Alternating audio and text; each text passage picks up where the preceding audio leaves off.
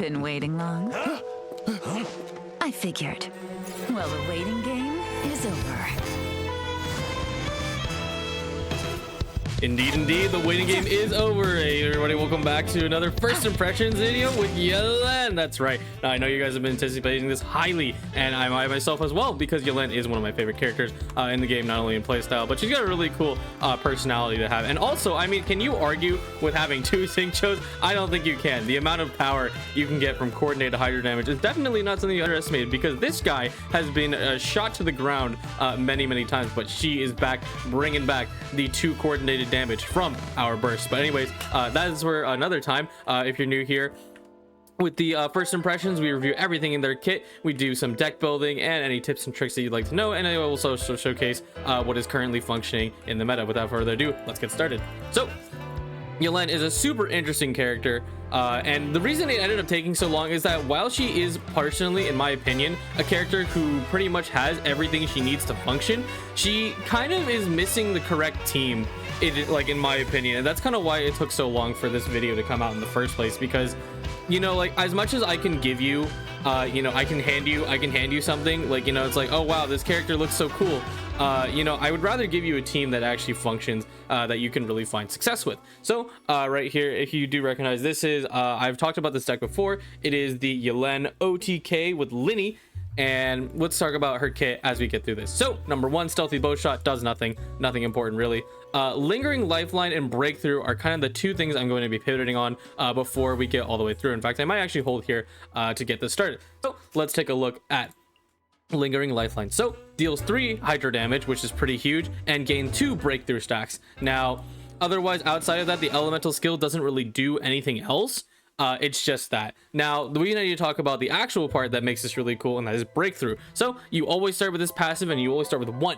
So when you use it, with a breakthrough stack, you can go all the way up to 3, and excuse me, you can have a maximum of 3, and in the end phase you also gain 1. Now why is this super important? It's because when Yelan has over 2 or 3, or at least 2, you will get a new way to use hydro damage, in that your bow shot becomes infused with hydro. And there's no other conditions for this, like you don't have to do a charge attack, you don't have to do anything else. It's just you get to do hydro damage, and that is pretty big, you know, for especially bow characters who basically are inaccessible to infusions through like characters like Chonyun. You can't really do infusions for them. But yeah, that is kind of the key point. And breakthrough is super duper useful, because especially since you don't have to use charge attacks to actually trigger this ability, you know, it becomes a very efficient way to continuously apply hydro, because your burst is so delayed at 3/3 energy. And speaking of her burst, death clear and dice, deal 1 hydro damage on cast, of course, little flimsy hit, but that's no big deal, because the big kicker is that exquisite throw. After your character uses a normal attack, deal 2 hydro damage and duration for 2 rounds. That's right, y'all remember Yoimiya, y'all remember Xingqiu, combine them together, and now you get this. And it is really kind of a scary thing that can happen with this kit. And would you be surprised in saying I'm not even done talking about her kit at all? We'll be doing that. We'll be doing that right here after we get through this turn. But yeah, this is kind of the pivotal piece of Yelan, and she kind of feeds it herself with pretty max efficiency. You know, when she has to wait for a long time when waiting for her burst. And I do, as much as I do call it max efficiency, you always need to keep in mind that yes, it costs 3 energy. You do have to take those turns and or have an energy card like Calc's Arts to push the energy so that you can drop your burst fast. Now I'm not completely done with talking about breakthrough, because there is a second piece of breakthrough that always exists with it, and that in this with breakthrough is that you will breakthrough has at least 2 stacks, consume breakthrough stacks, convert physical into hydro damage, we talked about that earlier, and draw 1 card. If you thought this thing wasn't broken already enough, well, let me tell you, yeah, the fact that you can also draw a card off of this is pretty huge. And like, there we go, I just demonstrated right there. I used my breakthrough stacks, consume them all, and now I drew Liar Song. So like, wow, that's pretty awesome. And then I also even use Echoes of an Offering to not only generate another dice, but also draw another card. Like, that's pretty efficient usage of having a character who, you know, needs to take a long time. And I'm really happy with how the design ended up coming out. But yeah, that's pretty much the entirety of Yelan's kit. I'm gonna let this match flow out. While we wait for this match to go through, I will talk about her talent card, because I think it's super good. although we don't really get much uses out of it because there's no room in our text right now. So let's take a look. Turn control, same cost, so there's no negative to playing this card, but is equipment. And when you use this, you're going to use Lingering Lifeline once. And in the roll phase, if Yelan has this card equipped on the field, and 1 elemental dice will be rolled as Omni Element for each elemental type in your party with a maximum of 3. So that basically means is that you will always guarantee that you will have an Omni dice in your party when you roll, which is super big. I think being able to negate the RNG just by a bit is super nice, and especially since it doesn't cost you anything extra else. It is basically just like a mini Bestis, a mini toss-up that will always trigger, especially if you're playing rainbow decks. It's a kind of a play on her passive from the main game. But yeah, it's a nice little neat little thing that honestly there hasn't been any room to run the talent card in the decks, but ultimately it's still a good thing. It's always good if the talent is designed well and you never have to worry about it. Now we're starting to draw burst, and we'll start talking about this one. So I have already covered this deck before with the OTK. Here is the deck list itself. It really is just built around Lyney being able to take full advantage of the fact that Yelan and Layla both can do this stuff. And once again, part of the reason why this took a while is I really wanted to have something with Yelan at the forefront, but I kind of have to accept that she's just a support character, and that's not necessarily a bad thing. Like, some characters are kind of built to just be sacked, which you will see, especially in the proper meta deck once we get to that. But while this goes on, we're just gonna let the characters go back and forth and do what they want to do. But yeah, this whole thing of having per round hydro coordinated damage twice is, or 2 damage, I'm sorry, it's just super strong. And it's one of the weird things about it is that we'll talk about a little bit about teams here, is that you don't really want to play Freeze with her due to her slowness, because Freeze inherently takes significant advantage of the fact that you are able to lock out your opponent super early, and as long as you maintain the first turn action, you will always maintain freeze priority and start chipping away at them as much as possible. And since Yelan takes so long, about three actions to actually do anything, even if it's super efficient, it's really not that worth it to player in freeze. You'd still rather kind of stick with Xingqiu, of course, unless deck building, maybe you need to use them for another thing.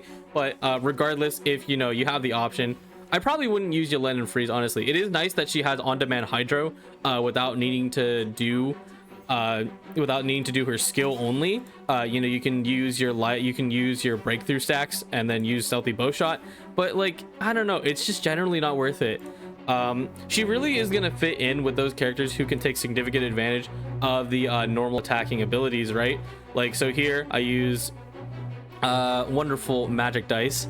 I drop into gamblers as well, and now I can just start going crazy. Boom, Jean's dead, and then Lynette is about to get blown up. Oh well, there she goes. Yes. But yeah, like, it generally, like, I think the one time where I think Yelan really fits nicely into freeze is someone who's very low committal, like Layla, because there's a combination that I definitely want to talk about over time, because they're 2 characters that really work well together. But anyway, that is the end of that match. Now let's move on to the actual meta deck that Yelan has been really popping up with more and more. And it's really cool to see the evolution of like Ajdaha kind of slowly phase out and move into this one here, which is Yelan OTK. And as you can see, I have many matches. 2 of these are from Tavern. We're only gonna watch one of them, but let's jump right into this one. And I'm actually gonna go to the opponent POV because it's Bleb. We ran into each other in the CGG during this, which is very funny. I'm like, oh god. But this was a pretty good match, and I definitely picked this one on purpose because as much as I did play my own matches, I was really enjoyed the efficiency that Bleb performed with Yelan. So we'll show that off here in just a moment. But anyway, yeah, get past the dice roll. Yeah, so this is now Bleb's POV. It's pretty, I don't know, like, as much as I say, like, don't play like Yelan, like, in, like, I think specifically when I should clarify that it's stringent, like, like, strictly just freeze, as in, like, if you were to play Yelan with 2 cryo or 2 hydro plus 1 cryo, like, it's generally not worth it. You would really want to get her into a place like this, especially with 2 characters who can take max efficiency out of this normal attack stuff. And speaking of normal attacks, the reason I picked this match is because Bleb is going to demonstrate to you just how efficient these normal attacks are when using all of his cards at once. There you go. Yep, there you go.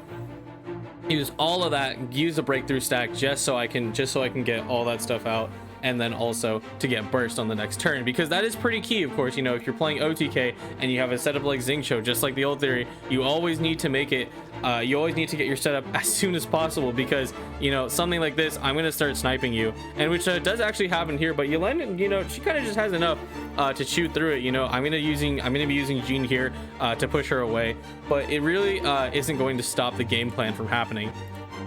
Even something, you know, option select like that, you know, do a normal attack and then do this again. Well, I'm out of dice. So still nothing, still as much as it nails on the damage, you know, she's still alive, has burst ready, and that's the super important part. If you can get burst on turn 1, you know, and all you really need is a fast swap to get into it, then it doesn't really matter.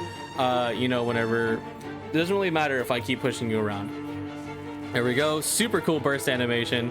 Love how she loops around. Also super love her background, like that's super cool. But yeah, I'm just gonna get this match flow out. I will actually grab the deck list because I specifically Bleb's list is a little different. I reverse engineered it just based on watching the match. I'm like, okay, you did this. It runs stove. There is the other version, which I will talk about in the second, but like, you know, it's a very efficient magic deck. You know, use the 0 cost artifacts to gain more free stuff from Boar Princess. You know, because free dice is kind of the key, and then you can use NSC, MMR, NNR to just kind of run your combo turn, because it does so much damage. You're going to see it in just a moment on how much Exquisite Throw plus these two normal attacks, infused normal attacks, can really do a lot to just shred your entire team. There you go. Yelan goes down. How unfortunate. It is a Yelan video, but she does have to do what the support does. There we go. We drop the 0 cost flowing rings. I'm just going to call it flowing rings. I don't care. And then Senora drops a normal attack, and now I'm frozen. That's not good. Senora being yeah, cryo infused like actually like helps her a lot, honestly, because she can she's able to slot in to decks like this, you know, where she can take command of coordinated damage and, you know, kind of just wreck you with it. There we go. Bleb starts using magic dice. Oh no, 7 dice. I love this game. Boom, and there we go. And this is, you know, once again, another benefit of not having, you know, to deal with Xingqiu's round limit. You just have to, you can just keep going. You can just keep going. Yeah. Yeah. And boom, there we go. Another Jean is down, and another turn for you. Why don't you? And boom, another one. Daya is now going to be taking significant damage. There we go. 5 damage, 4 damage, normal attacks. It really is nothing to scoff at, you know. There we go. Now I'm locked down to Daya and Lynette. Still winnable. Just kidding. No, it's not. It is going to be very difficult for the player to get out of the situation, even with two kind of really sustainable hyper carries. There you go. I drop a sack sword. Opera. Drop one of these. Swap to TM. I think that, yeah, that was basically the one section for Lynette, which is down. One thing that's interesting is that you can see the usage of egg here, which I will actually swap over to the other deck, which is, you know, more commonly used with this version, is that egg is kind of a weird thing that people have been teching in for this section, or for this deck, I should say. And the thing about egg is that they kind of use it as like a sacrifice. Like, you can put, a lot of times I've seen it in my matches, they put egg on Yelan and then they swap to her and then they just let her die. Like, it's enough to abstain the damage that, you know, like most decks do. Of course, you're fighting like an EC, SC, Animo. It may have a little bit of a negative effect because, you know, it is hard for you to get it all out there, but you know, it's still something that a lot of them run, and I ran into a lot, especially in my CTG match, and I'm like, why are you playing egg? But, you know, I mean, hey, if it works, it works, right? You know, it's really the last card you expect to be being used during this kind of time. It eats all that damage. Very nice. Something I will talk about here is that I left the deck up for a while, but this is the other version that most people have been playing. Like, I was actually trying to play this version specifically for the video, but I wasn't really just finding a decent match of it, at least for myself. But overall, basically the difference is that using Covenant of the Rock, it's to guarantee that, you know, you can either like charge Yelan's burst turn 1, especially with combination with NSC, and, you know, it also just makes your combo turn just more smooth with characters like, you know, Thunder Manifestation and Senora. both of them can take advantage of like the one reduction to NAs and then just start slicing it up. It's honestly, the thing I don't like about it is that it feels more high rolly, you know, in comparison, of course, to the consistency of Stove, because Stove, you know, is always super nice, always guarantees your card draw. But, you know, on the other hand, you know, this is an OTK deck, so you either kill in the X amount of turns or you die. So it really is kind of dependent on you, and like there were so many varied lists. I kind of just picked the one that I enjoyed the most. I like Flowing Rings the most specifically. And yeah, that's pretty much all there is to talk about with Yelan. Now, I do think, you know, in the future, not only is she a character that really isn't any threat of being like, oh, this character's too OP, you know, we need to get her out of the game. So that's step number one. Like, she's not gonna be nerfed in any capacity. I really doubt it, because she's super duper balanced. But also, additionally, you know, I think she just needs time to like have the correct characters to really work with her, and or card combinations that really suit her playstyle. You know, overall, I think she's a super duper like well-designed card, and I'm really happy with how it worked out, because it was always a question of like, okay, well, how do you balance Xingqiu, you know, when you deal two coordinated damage, right? It's like, well, okay, so let's add the fact that you can deal on-demand Hydra damage, so your Hydra damage is super delayed. Let's also add a card draw, because, you know, you're going to be pouring all your resources into just making sure that this character can burst, and it really is nice. And hopefully we do get more normal attacking characters in the future. Like, I definitely would want to see like Alhaitham Yelan. He like, you know, despite his main gaming thing being like Hyper Bloom, in this game he has not had any success with Hyper Bloom in the slightest. But yeah, that's pretty much it for Yelan, and we'll move on to the deck list now. And I will be showing 3, because I did showcase 3 in the video itself, and there's so many, covers my face. There we go. Yep, but here you go. Here is the Lyney. This one's from Pilot. The middle one is Bleps, which I reverse engineered, and then the last one is just the kind of more standard Yelan OTK, what I've been seeing is everywhere. Like, everybody's playing this version.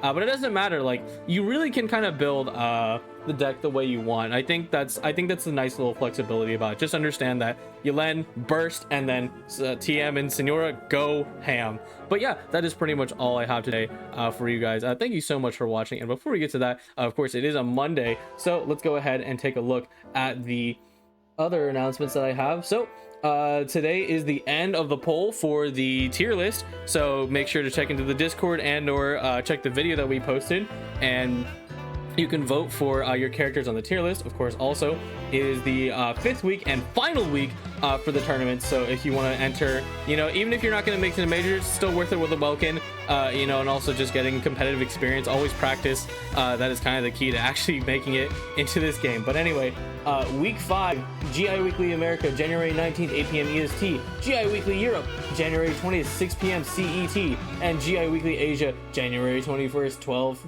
p.m. JST. That's right. Otherwise, I know there's also a poll that Sigma put out inside TCG content, which you should check out. I believe it's you know, questions if you have any of the mechanics that you aren't really sure how they work in the TCG. So that's a great thing that we're doing. But otherwise, yeah, lots of stuff happening, you know, and in general, but you know, we will be here doing all that stuff. So thank you all for watching. Leave a like and subscribe, and I hope you all have a great time for the rest of your day. See you later. Goodbye.